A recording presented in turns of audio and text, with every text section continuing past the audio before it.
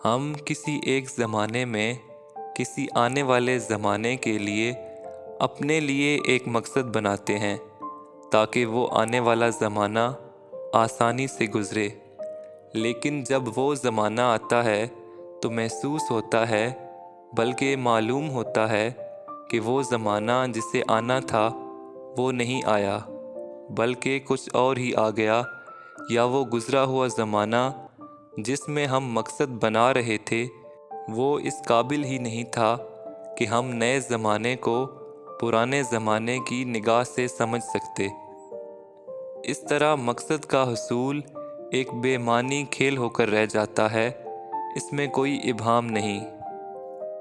ہم مقصد پر زور دیتے ہیں کہ زندگی کا ایک مقصد ہونا چاہیے، زندگی کا ایک مفہوم ہونا چاہیے، اور زندگی کسی ٹارگٹ کی طرف رواں ہونی چاہیے، لیکن ٹارگٹ تک پہنچنا اور ٹارگٹ سے وہ سکون حاصل کرنا جس کے لیے ٹارگٹ بنایا ہے، یہ ہمارے بس میں نہیں ہوتا۔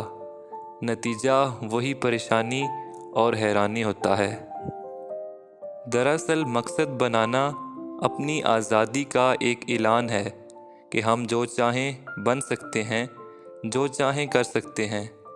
ہم آزاد ہیں، جو چاہیں راستہ اختیار کر سکتے ہیں، لیکن راستہ بنانے والوں نے راستے ہی کچھ اس طرح سے بنا رکھے ہوتے ہیں کہ وہ آزاد راستے پابند منزل تک ہی پہنچتے ہیں۔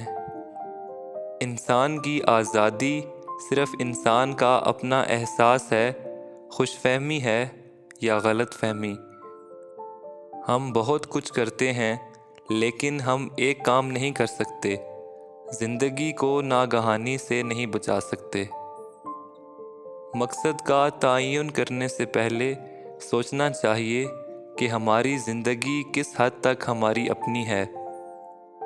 اس میں ہمارا سماج شامل ہے اور ہمارا سماج ہم نہیں ہوتے۔ اس میں ہمارا دین شامل ہے اور ہمارا دین ہم نے نہیں مقرر کیا۔ یہ عطا ہے کسی اور ذات کی۔ ہماری زندگی میں ہماری صلاحیتیں شامل ہیں اور ہماری صلاحیتیں محدود ہیں، بلکہ کافی حد تک مسدود ہیں۔ ہم مجبوریوں کو دور کرنے میں لگے رہتے ہیں اور مجبوریوں سے نئی مجبوریاں پیدا ہوتی رہتی ہیں۔ زندگی ریاضی کا ایک سوال نہیں جس کا جواب معلوم ہو سکے۔ یہ معمہ ہے جسے کسی فارمولے میں بیان نہیں کیا جا سکتا۔ انسان کا مقصد اللہ کے بنائے ہوئے مقصد سے ہم آہنگ ہونا چاہیے۔ ہمارا ذاتی مقصد ایک ذاتی زندگی کی آسودگی ہو سکتا ہے، لیکن اجتماعی مقصد ذاتی سفر کی کامیابی کے علاوہ ایک ملی سفر کے انجام دینے کا نام ہے۔ اگر ذاتی مقصد ملی مقصد سے متصادم ہو تو بے معنی، اور دینی مقصد سے مختلف ہو تو بے مقصد۔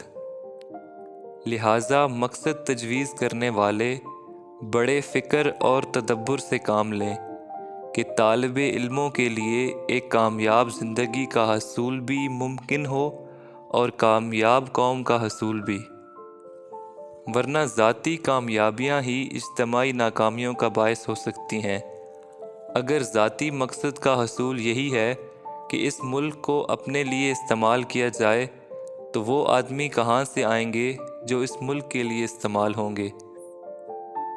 کوئی شخص اپنی دولت سے اپنی خوشی کے ساتھ اپنے غریب بھائی کی مدد نہیں کر سکتا۔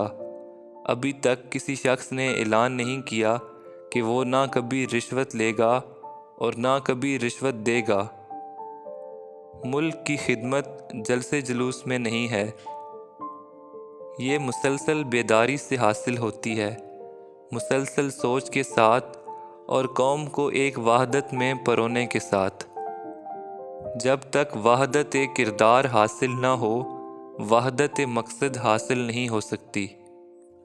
خالی ترقی ایک ایسے جہاز کی طرح ہے جو پانی پر تیرتا ہے، ڈوبتا نہیں ہے، چل رہا ہے، لیکن اسے یہ معلوم نہیں کہ جانا کہاں ہے۔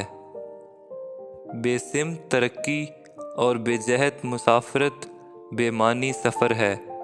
مقصد کا انتخاب کرتے وقت صرف یہی نہیں دیکھنا چاہیے کہ ہم پیسہ کیسے بنائیں، بلکہ یہ بھی سوچنا چاہیے کہ ہم اس ملک کی کیسے خدمت کر سکتے ہیں اور اس چند روزہ زندگی میں اپنے ملک کو کس طرح خوش رکھ سکتے ہیں۔